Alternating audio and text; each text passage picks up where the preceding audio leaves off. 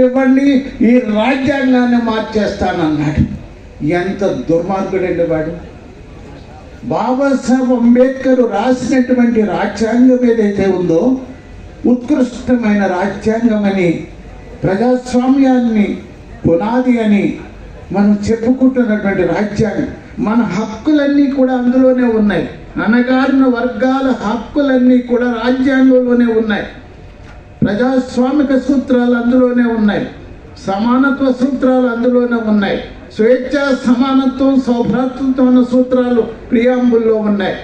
ఈ రాజ్యాంగాన్ని నువ్వు తీసేస్తానంటున్నావే, ఈ రాజ్యాంగాన్ని మాకు 400 సీట్లు ఇవ్వండి, రాజ్యాంగాన్ని తీసేస్తాను, ఈ దేశంలో ఉన్న 85% ప్రజలు ఎస్సీ, ఎస్టీ, బీసీలు సర్వనాశనం చేస్తానని స్టేట్మెంట్ ఇస్తాడా వాడు? ఏం చేయాలి వాడిని? ఇప్పుడు గద్దర్ సందేశం ప్రకారము ఏ బీజేపీ పార్టీ అయితే అధికారాన్ని కొనసాగించడానికి, రాజ్యాంగాన్ని నాశనం చేయడానికి, మన బ్రతుకులన్నీ నాశనం చేయడానికి పూనుకుంటున్నారో ఆ పార్టీని ఓడించకపోతే గద్దర్ గారు సందేశాన్ని మనం విననట్లే లెక్క నేను భావిస్తున్నాను. అంతిమంగా ఆయన సందేశం ఒక ప్రాక్టికల్ సందేశంగా పోవాలి. ఏదో మనసులో నాకు సిద్ధాంతం ఉందంటే సరిపోదు, చాలా సిద్ధాంతాలు ఉంటాయి. చైతన్యం అద్భుతంగా చేశాడు గద్దర్ అంటే సరిపోదు. సాంస్కృతికమైనటువంటి ఒక విప్లవాన్ని తీసుకొచ్చాడంటే సరిపోదు. గద్దరు అంతిమంగా ఆశించిన దాన్ని నెరవేర్చడానికి మనం నిర్ణయం తీసుకుని పోవాలి. ఈ రాష్ట్రంలో ఉన్న కనీసం ఈ ప్రజలందరినీ కూడా మనం ఎడ్యుకేట్ చేయవలసిన అవసరం కూడా ఉందని తెలియజేస్తూ ఒక్క చిన్న సజెషన్ ఏమంటే, ఒక మెమోరియల్ కట్టాలని చాలా చెప్పారు, చాలా సంతోషం. కానీ నేను ఢిల్లీ ఎప్పుడు పోయినప్పటికీ కూడా బాబాసాహెబ్ నేషనల్ అంబేద్కర్ మ్యూజియం ఉంది, సెంట్రల్ గవర్నమెంట్ కట్టింది. 700 కోట్ల రూపాయలతోటి కట్టింది. అంబేద్కర్ గారు చనిపోయే ముందు అలిపూర్ అనే ప్రాంతంలో గవర్నమెంట్ బిల్డింగ్లోనే ఉన్నాడు, ఢిల్లీలోనే ఉన్నాడు చనిపోయే రోజున. వాళ్ళు ఏం చేశారంటే అదే ప్లేస్లో పెద్ద మెమోరియల్ కట్టారు. చాలా బహుశా 7-8 అంతస్తులు ఉంటుంది అది. ఇందులో ఏం చేశారంటే అంబేద్కర్ గారికి సంబంధించినటువంటి ఆయన కూర్చున్న కుర్చీ, అప్పుడు కూర్చున్న చైరు అక్కడే పెట్టారు, టేబుల్, టైప్ మెషిన్ అన్నీ కూడా, ఈవెన్ కోట్లు తగిలించుకునే కోట్ స్టాండ్ కూడా అక్కడే ఉంది. అట్లాగా గద్దర్ ఇందాక మన మిత్రులు చెప్పారు కదా, ఆ మెమోరియల్ ఒకటి అటువంటిది కట్టాలి. అందులో స్పెషల్గా రోబోటిక్ అంబేద్కర్ ఉన్నాడు. రోబోని ఒకటి తయారు చేశారు. అందులో సేమ్ సూట్ వేసుకుని ఉంటాడు, బ్లూ సూట్ వేసుకుని చూడగానే అచ్చం అందమైన అంబేద్కర్ లా కనపడతాడు ఆ రోబోటిక్. మీరు కూడా వెళ్ళి చూడొచ్చు.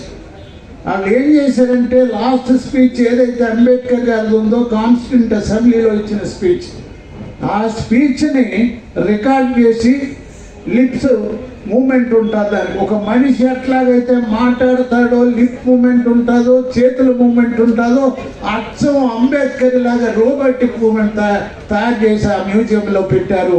మనం కూడా గద్దర్ రోబోటిక్ మూమెంట్ పెట్టి, రోబోటిక్ స్టాట్యూ పెట్టి, ఆయన పాటలన్నీ కూడా వినిపిస్తుంటే, ఆయన ఏదైతే మన ఫోటోలో చూస్తామో యాక్షన్ ఫోటో ఉంటుందో దాన్ని ప్రత్యక్షంగా చూడగలుగుతాము. దీని మీద ఒత్తిడి తెచ్చి ప్రభుత్వం అది కూడా చేస్తే బాగుంటుందని నేను సలహా ఇస్తూ మీకు అందరికీ కూడా కృతజ్ఞతలు తెలియజేస్తున్నాను. మరి అందరికీ ఇక్కడే ఉన్నారు ఆవిడ, కానీ ఆమె చాలా విషయాలు చెప్పొచ్చు. కానీ ఒక్క విషయం, వాడు తోటా పేల్చడానికి వచ్చారు పోలీసులు, వాళ్ళ చేతిలో గన్ ఉన్నది. ఒక తోటా పేల్చాడు, రక్తం కారిపోతుంది గద్దరికి, మరొకరైతే పారిపోతారు. ఆమె ఆ పోలీసు వాడిని గట్టిగా పట్టేసుకుని వాడిని కదలకుండా చేసింది. రెండో వాడు కాల్చాడు. రక్తపు మడుగుల్లో కూడా ధైర్యం కోల్పోకుండా చేసినటువంటి ఒక వీరవనిత ఎవరన్నా ఉంటే గద్దర్ భార్య విమలక్కని నేను తెలియజేస్తున్నాను. ఆమె చరిత్ర కూడా మనం చెప్పుకోవాలి, రాయాలని కూడా మనం చేస్తూ మీకు అందరికి కూడా కృతజ్ఞతలతో సెలవు తీసుకుంటున్నాం. ధమ్మచక్రంలో ఉండేటువంటి బుద్ధుడు, బసవేశ్వరుడు, పూలే, పెరియార్, నారాయణ గురు, కాంశీరాంతో పాటు అన్న ఫోటోలు పెట్టి ఆ 24 మందిని అక్కడ మహావీరులుగా చిత్రీకరించి ఆ కార్యక్రమానికి వారికి అంకితం ఇచ్చాను. మా అక్క వచ్చింది, మా చెల్లి వచ్చింది, మా అమ్మ విమలకు వచ్చింది, అందరూ వచ్చారు. అయితే మిత్రులారా, దయచేసి మా కష్టాన్ని కూడా గుర్తించండి. మా యొక్క మేము పంచినటువంటి చిన్న ఆ యొక్క దీన్ని గుర్తించాలని నేను త్వరలోనే అన్నతోటి నాకు జననాట్య మండలితో నాకున్నటువంటి సంబంధాన్ని పుస్తకంగా రాస్తాను. అప్పుడు చాలా విషయాలు ఇంకా నా మనసులో ఉన్నాయని కూడా ఉన్నాయి. చాలా చెప్పుకోవడానికి సమయం తక్కువ ఉన్నది ఇక్కడ. ఎందుకంటే అన్న యాదగిరి నన్ను మాట్లాడినట్టు తక్కువలో మాట్లాడాలి, ఎక్కువ మెసేజ్ చేయాలి, దమ్మొస్తున్నాను కాబట్టి మన్నించాలని తెలియజేస్తూ చివరిగా మరి ఒకే ఒక పాటతో ముగిస్తాను. ఈ మానమాధవులు ఎవరంటారంటే చాలా గొప్పలు సార్. ఈ మానమాధవులు ఏంటంటే అసలు ముఖ్యంగా మానమాధవులు అంటే మొత్తం ఈ దేశానికి మూలవాసులు. హరప్ప, మొహంజదారో నగరాలను నిర్మించినటువంటి వాళ్ళు, సింధు నాగరికతకి ఆద్యులు. అట్లాగే ఈ దేశంలో మీ రామాయణాన్ని, మీ మహాభారతాన్ని, ఆఖరికి మీ గతి లేకపోతే ఈ దేశానికి రాజ్యాంగాన్ని రాసిచ్చిన జాతి రామాది. మీది సనాతన ధర్మం, సనాతన ధర్మం. అయ్యా మాకు మోడీ అంటే చాలా ప్రేమ అన్న పృథ్వీరాజ్ అన్న. మోడీ అంటే నాకు చాలా ప్రేమ, ఎందుకంటే అన్ని ఒకటి చేస్తున్నాడు ఆయన. భారతదేశంలో ఒకే జాతి, ఒకే దేశం, ఒకే రాజ్యాంగం, ఒకే జిఎస్టి, ఒకే ఎన్నిక. మనమందరం మిత్రుల ఈ సభాముఖంగా కొడదాం, ఒకే కులం పెడితే బాపనోడన్న పెట్టు, పెడితే బంగి అన్నట్టు పాయనోడన్న పెట్టు. ఈ రెండు పెట్టలేదనుకో నువ్వు మనువాదాన్ని ప్రబలింపజేస్తున్నటువంటి వాళ్ళు భావించాల్సి వస్తుంది. నీకు ఓట్లు పడే మరి ఇట్లయితే. ఈ ఓట్ల ముందే రేపో ఎల్లో అనౌన్స్ చేయి, ఒకే కులం, అన్నీ ఒకటి చేస్తున్నావు కాబట్టి చేస్తామని నమ్మకం ఉంది. నాకు ఆయన అంటే చాలా ప్రేమ. మా అయ్యగారు ఇక్కడ ఆపాదిత ప్రతిభ, సంపాదిత ప్రతిభ ఉంటుంది సార్. ఆపాదించుకుంటారు. వాడు ఎవడో రాస్తే నేనే రాశానండి అంత నీకలు తోకలు పీకేసి వాడి పేరు పెట్టుకుంటాడు. దీన్ని మనువాదం అంటారు దీన్ని. అయ్యా రేడియో స్టేషన్లో మా అమ్మలు ఇద్దరు అక్కజెల్లలు ఉంటారు, జానపద గీతాలకు ఎడ్డు వాళ్ళ బాపనులు. ఈ పాటలు పాడటం ఎంత మనవాళ్ళు. ఆడ పోవాలి, టేబికలు వచ్చుకొని ఇది నాయన ఎలా పాడావు పాడాలంటే ఆడు పాడతాడు. ఆడు పాడగా నీకలు తోకలు పీకేసి ఇది జానకి రాసిన పాట అని పెట్టుకుంటారు. ఇంత కక్కిన కూడు మెక్కే నీచులు. మా కంచాల సార్ చెప్తున్నాను, ఈసారి బర్రె గురించి పాట రాసిన అయిపోయింది. ఆవు తినేదదే గడ్డి, బర్రె తినేదదే గడ్డి, ఆవు తినేదదే గడ్డి, గేదె తినేదదే గడ్డి, ఆవును గోవన్నరో నీచులు నికృష్టులు, గేదెను బర్రెన్నరో నీచులు నికృష్టులు.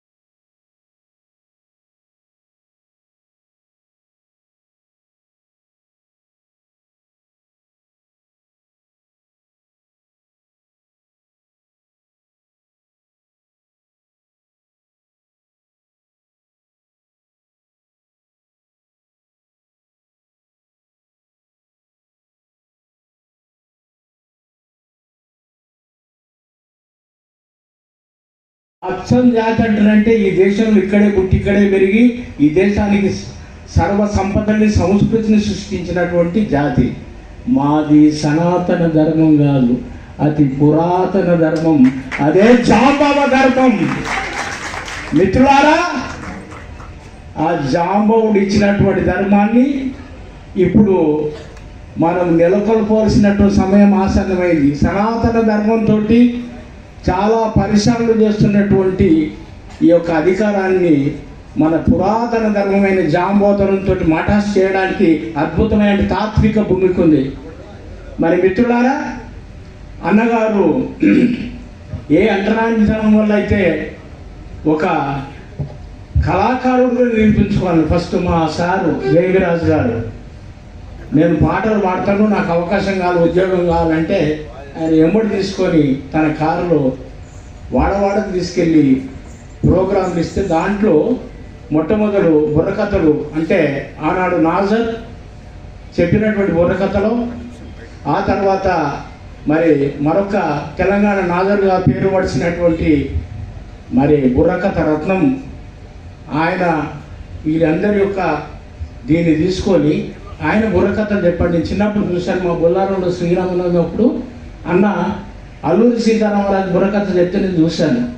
అయితే మిత్రులారా, ఏ కథలు చెప్పినా మనకి సమాజంలో విలువ లేదని తెలుసుకున్నాడో ఏమో మరి మా బొల్లారం. బోలా బీ హే ఆరాం బీ హే ఇసిలియే బొల్లారం హే, ఇసిలియే బొల్లారం హే. బాబు జర సౌండ్ తక్కువ, అంటే ఇది ఈక్వల్ అది పెట్టు. बोला भी है आराम भी है इसलिए बुल्लारम है, इसलिए बुल्लारम है,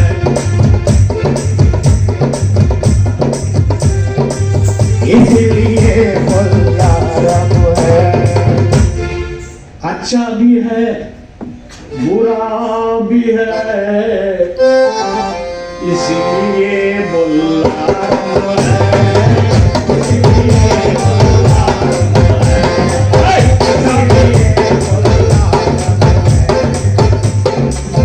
నేను ఇక్కడ బొల్లారం పేరు చెప్తున్నట్టనా, ఈ బొల్లారము చాలా సంస్థలు సృష్టించి ఇది విశ్వవ్యాప్తమైంది. గద్దర్ అన్న పేరుతో ఎట్లాగైతే విశ్వవ్యాప్తమైందో, మొట్టమొదలు బొల్లారంలో 1963లో ఎస్సీఆర్పి సొసైటీ అనేటువంటి ఒక సంస్థని పోకల నరసింహారావు అంటే పెడితే అది భారతదేశం అంతా పాకింది. అట్లాగే ఎస్ఆర్ శంకరన్, గద్దరన్న గారు, మా నరసింహరావు గారు, మా నరసింహరావు అన్న, అట్లాగే మా పరభయ సార్ కొడుకు ప్రేమన్న, వీళ్ళందరూ కలిసి బైన్సా గుడి దగ్గర కూర్చొని ఒక సంస్థ పెట్టుకున్నారు. ఆ సంస్థ జననాట్య మండలి. అది మొత్తం విశ్వవ్యాప్తమైంది. ఇది బొల్లారంలో జరిగింది. ఆ తర్వాత విశ్వజన కళామండలి మాస్టర్జీ గారు పెట్టింది. అది కూడా విశ్వవ్యాప్తమైంది. మిత్రులారా, పీడబ్ల్యూజీ 6000 లాంటి సంస్థలు కూడా బొల్లారంలో పుట్టినాయి. ఆఖరికి బంధు సేవా మండలి కూడా పుట్టింది బొల్లారమే. ఇసిలియే బోలా బీ హై आराम भी है इसलिए बुल्लारम है, इसलिए बुल्लारम है, अच्छा भी है इसलिए बुल्लारम है। మా బొల్లారంలో తక్కర్ సాయిలు పప్పయ్య గారు అంటారు. వీళ్ళు పెద్ద గుండాలు, రౌడీలు, పైల్వాళ్ళు. వీళ్ళని చూస్తే బొల్లారం పిల్లలు ఇచ్చేటోళ్ళు కాదు. అటువంటి వాళ్ళు ఉన్నటువంటి చోట తాత్విక జ్ఞానాన్ని బోధించిన మా గద్దరన్నోళ్ళు ఓ సంస్థను పెట్టారు. అది విశ్వవ్యాప్తమైంది. అట్లాగే ప్రపంచంలో మొట్టమొదటిసారి భారతదేశానికి ఫుట్బాల్లో నాయకత్వం వహించడానికి ముందు గోల్ కీపర్గా ఉన్నటువంటి తంగరాజన్ కూడా బొల్లారనే. అరే అచ్చా be high బురా be high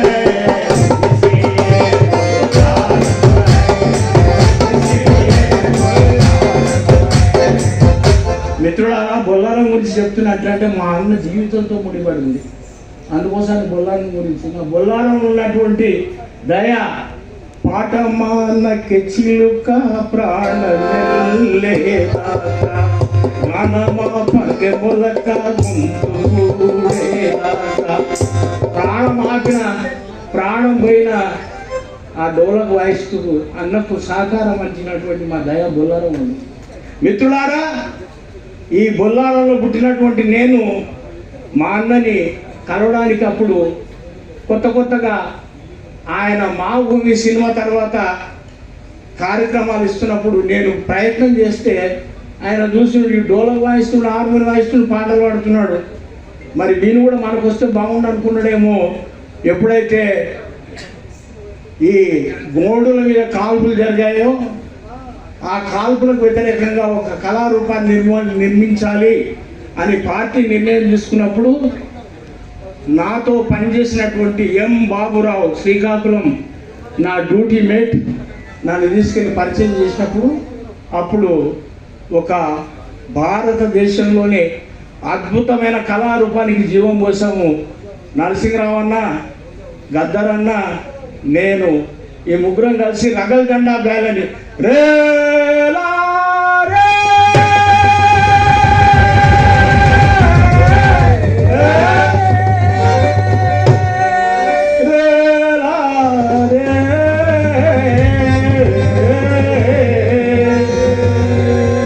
జుంబకు జుంబకు జుంబకు Bala జుంబకు జుంబకు జుంబకు జుంబకు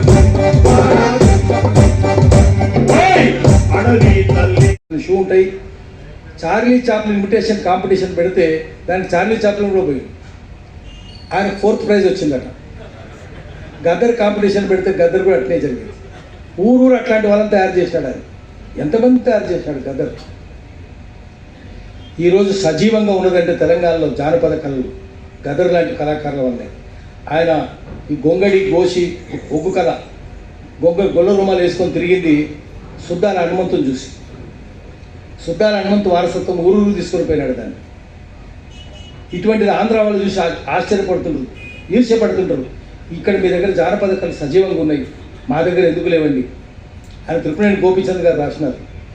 మా దగ్గర కాలువలు వచ్చి ఇంగ్లీష్ చదువు వచ్చి కొట్టుకుపోయిందని, తెలంగాణలో సజీవంగా ఉన్నాయి, దాన్ని కాపాడుకోవాలి. పాలో ఫ్రేరే చెప్తాడు, రాజకీయ చైతన్యంతో రాజకీయ ఆధిపత్యాన్ని ఎదిరించలేనప్పుడు ప్రజా సంస్కృతిని ఆయుధంగా మలుచుకోవాలన్నాడు. గదర్ అదే చేసినాడు. పాలో ఫ్రేరేని అనుసరించి ప్రజల సంస్కృతిని ఆయుధంగా చేసుకున్నాడు. అందుకనే ఆయన మీద 6 తూటాలు బహుమతి ఎందుకు ఈరోజు పాపం ఆ బీరప్ప, ఆయనకు ఆపరేషన్ చేసిన బీరప్ప ఇప్పుడు నిమ్స్ డైరెక్టర్ ఆయన చెప్పినాడు, ఆయనకు మానసిక స్థైర్యం మామూలు స్థైర్యం కాదు. మేమైతే తీసినాం 6 తూటాల్లోంచి 5 తూటాలు తీసినాం, ఒకటి తేలేకపోయినాం, వెన్నుపూసలో ఉంది. అది తీస్తే మెదడు నరాలు చిట్టి పారాప్లేజియా వస్తుంది, అంటే పక్షవాతం లాంటి కాలు చేతులు పడిపోతాయి అని చెప్తే ఆయన ఎన్ని ఉంటా అంత ఉండనియండి, అది నేను బహుమతిగా ఉంచుకుంటానని చెప్పినాడు. మాకు ఈరోజు వచ్చే ముందు చెప్పినాడు, నాకు రాజకీయాలు తెలియయండి, అందుకని నేను రాలేకపోతున్నాను, మాట్లాడే ధైర్యం లేదు, కానీ అటువంటి మానసిక స్థైర్యం ఉన్న వ్యక్తి మనకు కనిపించడం చెప్పినాడు. ఆయనకు ఆపరేషన్ చేసిన డాక్టర్ బీరప్ప. ఇది ఆయన మానసిక స్థైర్యం మామూలు కాదు, ప్రజల కోసమే జీవించాలనుకున్నాడు. ఆయనకు చాలా ఇష్టమైన పాట, చాలా పాటలు పాడేవాడు, ఎన్ని పాటలు పాడాడు ఆయన. ప్రతి పాటకు ఒక ముగింపు ఉంటుంది, సందేశం ఉంటుంది. మనం కూడా ఇక్కడి నుంచి వెళ్ళిపోయేటప్పుడు ఒక సందేశం తీసుకొని పోవాలి. ఆయన సందేశం ఏంటంటే తర్వాత ఏం చేయాలి. ఈ పాటలో నాంది ఉంటుంది, ప్రస్తావన ఉంటుంది, ఉపసంహారంలో ఏముంటుందంటే ఒక సందేశం. ఎంతని ఏడ్చేవు, ఏమని ఏడ్చేవు లక్ష్మమ్మ, ఎంత ఏడ్చినా ఏం చేసినాడు, ఏం సాధిస్తావు. కొమ్మురెల్లి కొండలో లక్ష్మమ్మ, నీ కొడుకు కొలిమి రాజేశుడు లక్ష్మమ్మ, కొడవళ్ళు నూరుకొని లక్ష్మమ్మ, నీ కొడుకులు గలవు లక్ష్మమ్మ అంటే దొరలను కోసి పారేయమని చెప్పిండు. తల్లికి కూడా చెప్పిండు. అటువంటి సందేశం మనం కూడా ఇక్కడి నుంచి పోయేటప్పుడు దోపిడీ మీద పోరాటం చేయాలి. గద్దర్ వారసత్వం అంటే ఏంటంటే ఎక్కడ ఏది జరిగినా దాన్ని సహించొద్దు, దాని మీద పోరాటం చేస్తూనే ఉండాలి. 5 తూటాలు వదిలేసిన తర్వాత 6వ తూటా ఒకటి వీపులో వెన్నుపూసలో పెట్టుకొని, నేను వెన్నుపూసనే ఉంచుకుంటాను, వెన్నపూసను ఉంచుకోను. వెన్నపూస అంటే మలై శత్రువు బూట్ల మీద మలై రుదనం. అటువంటి నేను చెయ్యను. నేను ప్రజలతోటి ఉంటానని చెప్పినాడు. ప్రజల గొంతుకైనాడు, ప్రజల ఆర్తనాదమైనాడు. అందుకని ఆయన్ని ఆదర్శంగా తీసుకొని ఇక్కడి నుంచి సందేశంతో పోదాము. ఆయన వారసత్వాన్ని కొనసాగిద్దాము. పోరాట పట్టుమని ఇంకా పదులు పెట్టిద్దాము. ఇంకా తెలంగాణలో మళ్ళీ జానపద కళలను ఊరులో తీసుకొని పోదాం. గద్దర్ ఇంతకుముందు కంచైరే గారు చెప్పినట్టు హవేరీలో, కర్ణాటకలో హవేరీలో దేశంలో ఒకటే యూనివర్సిటీ ఉంది, folklore university, Karnataka folklore university. అట్లాంటిది తెలంగాణలో గదర్ పేరు మీద ఒక ఫోక్లోర్ యూనివర్సిటీ స్థాపించాలి. ఆ స్థాపించడానికి మనం ప్రభుత్వం ఒప్పిద్దాం, మెప్పిద్దాం, అవసరమైతే నొప్పిద్దాం. నొప్పించడానికి కూడా మెప్పించడానికి, ఒప్పించడానికి వెనుకాడము, నొప్పించడానికి కూడా వెనుకాడము. అదే లాంటి గద్దర్ చేద్దాం, లాంటి తీసుకొని ప్రభుత్వం మీదకి పోదాం. నమస్కారం. సమయం ఎక్కువ ఇవ్వలేదు కనుక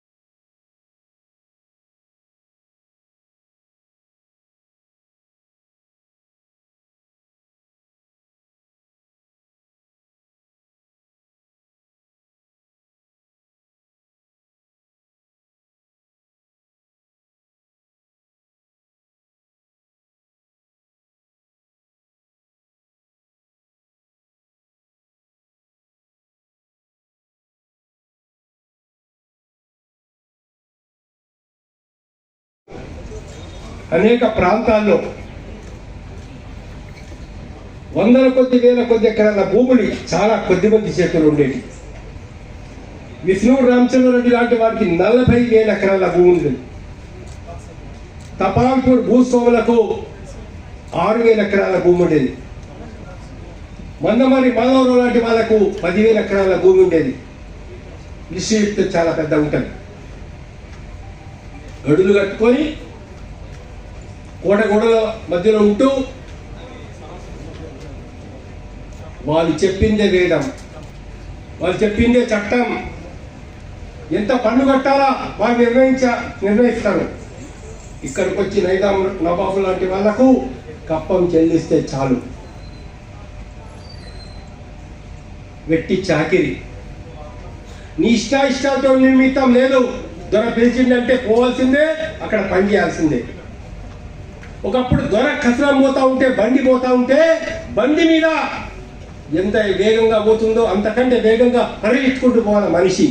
దమ్మచ్చి చచ్చిపోయినా కూడా పర్వాలేదు. ఇది పరిస్థితి. ఘోరాతి ఘోరమైన పరిస్థితి ఏంటంటే ఆడవాళ్లకు, ఆడపిల్లలకు ఎటువంటి రక్షణ ఉండేది కాదు. ఒక అమ్మాయి పెద్ద మనిషి అయిందనంటే, దొరక తెలిసింది, దొర కళ్ళల్లో పడ్డదనంటే అమ్మాయి బతుకు బుగ్గి అనేటువంటి ఒక పరిస్థితి. తండ్రి ఏం చేయలేడు, తల్లి ఏం చేయలేడు, ఎవరేం చేయలేరు. అడవులు, భూములు, గనులు ప్రతి ఒక్కటి కూడా ఇవాళ ఇలాంటి ఒక దోపిడిదారుల చేతి రూపంలో ఉండే పరిస్థితి. దానికి వ్యతిరేకంగానే ఒకప్పుడు తెలంగాణ సాయుధ పోరాటం అనేది ప్రారంభమైంది. తెలంగాణ సాయుధ పోరాటం వెట్టి చాకిరి వ్యతిరేకంగా, దున్నుకునే హక్కు కోసం, కౌలుదారుల మీద దౌర్జన్యాలకు వ్యతిరేకంగా జరిగినటువంటి పోరాటం, దొరల దౌర్జన్యాలు పోవాలనే పోరాటం. అది వివరాల్లోకి నేను పోను, కానీ ఒక్క సంగతి చెప్పేసి మళ్ళీ వేరే విషయానికి వస్తాను. ఎంతటి మోసం అంటే తెలంగాణలో 17 సెప్టెంబర్ 1948కు తెలంగాణలో నైజాం ప్రభుత్వం వాళ్ళు వచ్చేసి, ఇక్కడ ఢిల్లీ ప్రభుత్వం వచ్చేసి నైజాం ప్రభుత్వాన్ని వశం చేసుకున్నారు. ఏం ఒప్పందం జరిగింది అది వేరే విషయం. నైజాంలో భూములు తీసుకున్నారా? తీసుకోలే. నైజాంలో బంగారం తీసుకున్నారా? తీసుకోలే. దొరల భూములు తీసుకున్నారా? తీసుకోలే. అది పైపెచ్చు నైజాం నవాబును రాజప్రముఖ నిర్ణయం చేసి సంవత్సరానికి 40 లక్షల రూపాయల రాజభరణం ఇవ్వడం జరిగింది. అక్కడ జరిగింది ఏంటి అంటే, అప్పటికి ఇప్పటికీ జరుగుతున్న మోసం గురించి మీకు చెప్పడానికి కోసం ఈ ఉదాహరణ చెప్తున్నా. సెప్టెంబర్ 10, 12 వరకు, 14 వరకు కూడా పైజామాలు వేసుకొని, షెర్వాణీలు వేసుకొని, కుచ్చుటోపు పెట్టుకొని ఆదబర్సే అన్నటువంటి దొరలందరూ కూడా తెల్లారితే గాంధీ టోపీ పెట్టుకొని, నేవీ షర్ట్ వేసుకొని, ధోతి కట్టుకొని మహాత్మా గాంధీకి జై అన్నారు. నిన్నటి దాకా ప్రజలు దోచుకున్నటువంటి వాడికి ఎమ్మెల్యే టికెట్ ఇచ్చారు, ఎంపీ టికెట్ ఇచ్చారు. మళ్ళీ వాడే పాలకులైనటువంటి ఒక పరిస్థితి. స్వతంత్రం వచ్చిన తర్వాత మారిందా పరిస్థితి? పేదవాడికి భూములు వచ్చినాయా? దోపిడీ ఆగిందా? ఎక్కడా లేదు పరిస్థితి. భూసంస్కరణ వేస్తున్నారు. ఎంతవరకు వచ్చింది, ఏమొచ్చింది, ఎక్కడ పోయింది అనేది అంత చరిత్రకు తెలుసు. ఈ జరుగుతున్నటువంటి అన్యాయాలకు వ్యతిరేకంగా, అక్రమాలకు వ్యతిరేకంగా మనిషి స్వేచ్ఛగా బతకాలని కోరుకున్నది అదే భావన, గద్దర్ లాంటి వాళ్ళ భావన. వేదనతో ఉన్నాడు. చాలా సందర్భాల్లో ఏదో ఆనాటి ముఖ్యమంత్రితో చర్చించాలని కేసీఆర్ ఇంటి ముందుట పోయి కూర్చొని ఆ బ్యారికేడ్ల దగ్గర గంటల తరబడి కూర్చొని వెనక్కి వచ్చిన విషయం తెలుసు. తర్వాత కాంగ్రెస్కు కొంత దగ్గరయ్యాడు. చనిపోయే ముందు బట్టి విక్రమార్క పాదయాత్రలో నడిచాడు. ఆ తర్వాత ఖమ్మం బహిరంగ సభలో రాహుల్ గాంధీ ఈయన కలిసి అక్కడ పాడి తర్వాత హాస్పిటల్ అయి చనిపోయాడు.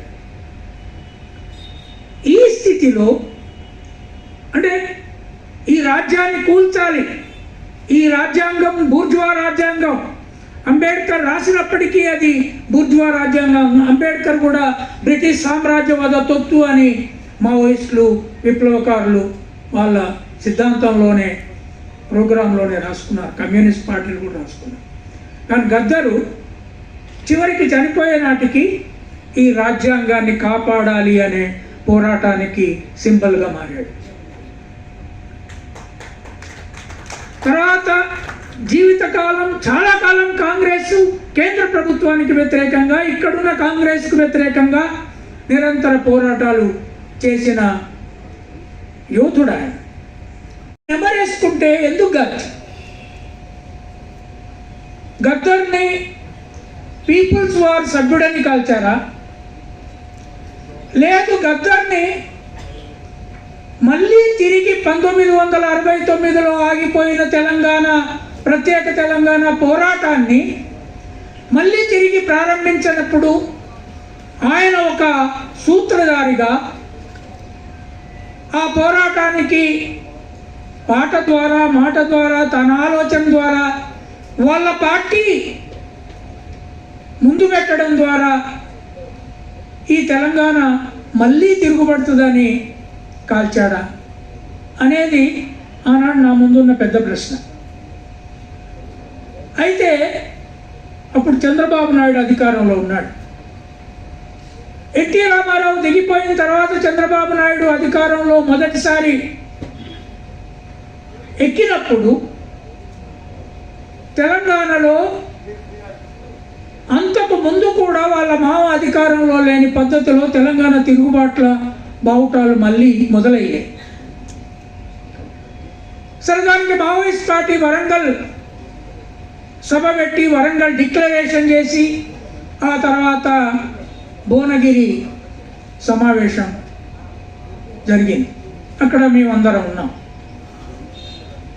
అయితే నాకు అనిపించింది ఏంటి అంటే, సాయుధ పోరాటంలో ఆయన పాడిన పాటలు ఒక దశ, కారంచెడు కోసం, దళితుల కోసం, అంటరానితనానికి వ్యతిరేకంగా స్త్రీల కోసం ఆయన పాటలు పాడి రాసి చేసిన దశ రెండవ దశ. కానీ ఆ రెండింటి కంటే ఆనాటి రాజ్యానికి చాలా డేంజరస్గా కనపడ్డది రాబోతున్న తెలంగాణ ఉద్యమ సంగ్రామం. అయితే ఈ సంగ్రామానికి వెనుక మావోయిస్టులంతా సిద్ధంగా ఉన్నారు.